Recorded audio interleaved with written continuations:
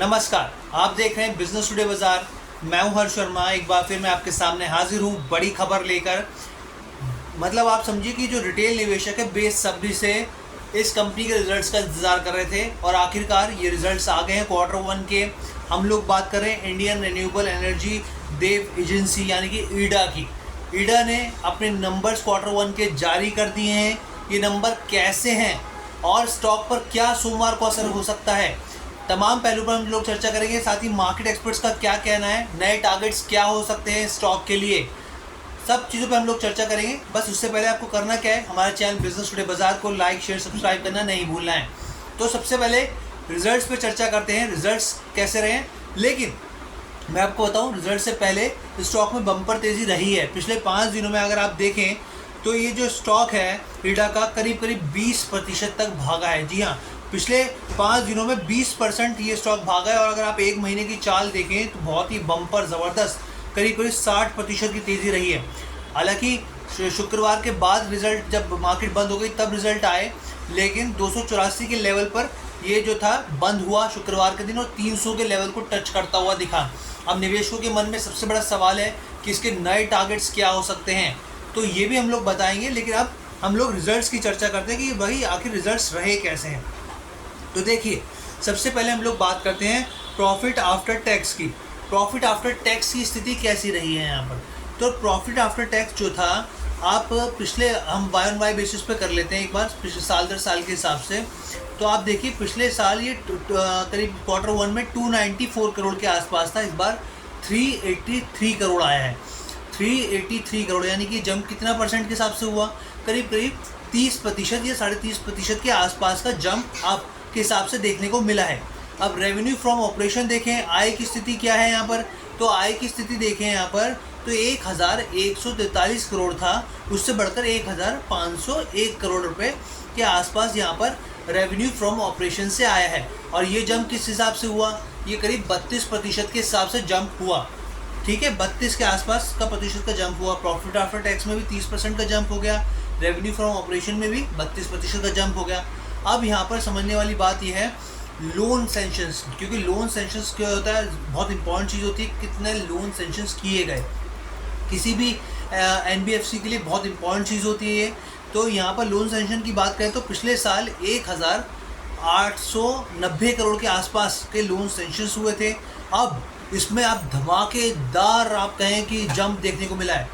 1890 के सामने 9210 करोड़ का यहाँ पर लोन सेंशन हुआ है, यानी कि आप जंप समझ रहे हैं, 386% का जंप यहाँ पर देखने को मिला है यहाँ पर।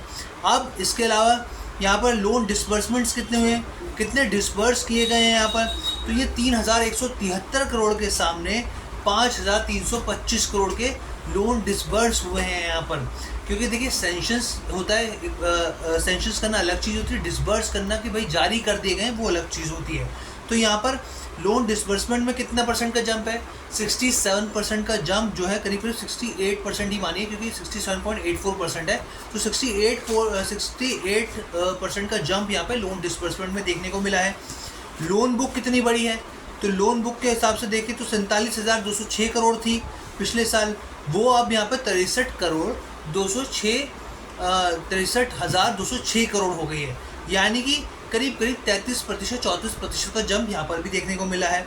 नेटवर्थ कितनी हो गई है कंपनी की, बहुत सारे लोग ये जानना चाहते हैं। नेटवर्थ को देखें तो यानी कि 6,290 करोड़ से बढ़कर 9,110 करोड़ हो गई। यानी नेटवर्थ में भी करीब 44% का जंप एक साल के अंदर 50% के आसपास देखिए नेटवर्थ बढ़ती दिखी है इस कंपनी की, जो कि अपने आप में बहुत बड़ी बात है। अब हम बात करते हैं नेट एनपीए की। नेट एनपीए के मोर्चे पे क्या स्थिति है, 1.61% के मुकाबले नेट एनपीए घटकर 0.95% हो गया है। पिछली बार जब मैंने यहाँ पर Q4 में कंपनी के मैनेजमेंट से चर्चा की थी, समझने की कोशिश की थी कि नेट एनपीए की स्थिति कैसी रह सकती है, तो यहाँ पर कहा गया था कि स्थिति आप देखिएगा Q1 में और बेहतर होती हुई दिख सकती है, और वो चीज़ हुई है। 1.61% के मुकाबले 0.95% हो गया, रिडक्शन देखने को मिला है। कितना परसेंट, 41% का रिडक्शन यहाँ पर देखने को मिला है, जो कि अपने आप में काफ़ी बड़ी बात है। तो यानी कि देखिए, प्रॉफिट आफ्टर टैक्स में 30% का जंप हुआ है यहाँ पर। इसके अलावा नॉन परफॉर्मिंग एसेट्स जो हैं वो घटे हैं यहाँ पर 1.61% से 0.95% आ गए हैं यहाँ पर। इसके अलावा कंपनी का जो नेटवर्थ है वो बड़ा है यहाँ पर, और तमाम चीज़ें जो रिफ्लेक्ट करते हैं कि वाई एंड वाई बेसिस पे ग्रोथ कंपनी की बहुत शानदार हुई है। आप इसके बाद सोमवार को किस तरीके से रिएक्ट कर सकता है, कौन से नए टारगेट्स हैं, इसके लिए बिजनेस टुडे बाजार ने बात की राघवेंद्र सिंह जी से, मार्केट एक्सपर्ट है, हमारे साथ जुड़ते हैं, आप सब जानते हैं जो भी हमारे पेज को देखते हैं। उनका कहना है रिजल्ट शानदार हैं और अबव द एस्टीमेट्स है, यानी कि जो उम्मीद की जा रही थी उससे बहुत बेहतर है। मार्जिन सुधरे हैं, प्रॉफिट इंक्रीज़ हुआ है, ऑर्डर बुक इंक्रीज़ हुई है यहाँ पर, और जो अगला टारगेट है वो यहाँ पर अब वो 350 माफ़ कीजिएगा 350 का टारगेट से लेकर 400 का टारगेट देख रहे हैं 6 से 9 महीने में। अभी जो है वो 300 टच करते दिखा था, 385 के लेवल 285 के लेवल पर आया, लेकिन यहाँ पे राघवेंद्र जी का टारगेट 350 से लेकर 400 का है 6 से 9 महीने में। और मैं आपको यहाँ पे बता दूँ कि हमारी तरफ से यहाँ पे किसी भी स्टॉक में कोई भी खरीदारी की सलाह नहीं दी जा रही है।